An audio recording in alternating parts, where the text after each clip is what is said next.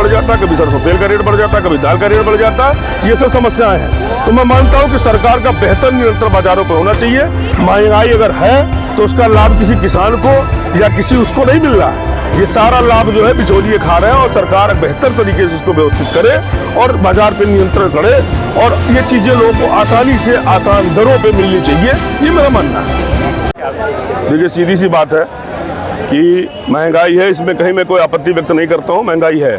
लेकिन स्वाभाविक सी बात ये भी है कि महंगाई आज का विषय नहीं है। जब से देश आज़ाद हुआ उसके पहले से महंगाई विषय परमानेंट बना रहा है और बनता रहा है और उसका नतीजा निकला है कि लोगों की आय भी बढ़ी है। ऐसा नहीं कि लोगों की आय कम हुई है।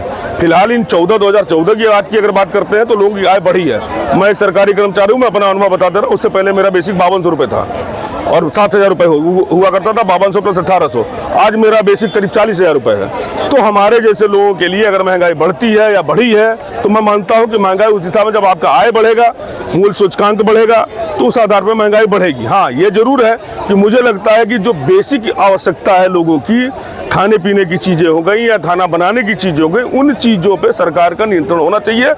सरकार में बार बार आरोप लगता था कि सरकारें जो है बाजार को नियंत्रित नहीं कर पा रही। रेट बढ़ जाता, कभी सरसों तेल का रेट बढ़ जाता, कभी दाल का रेट बढ़ जाता। ये सब समस्याएं हैं। तो मैं मानता हूं कि सरकार का बेहतर नियंत्रण बाजारों पर होना चाहिए।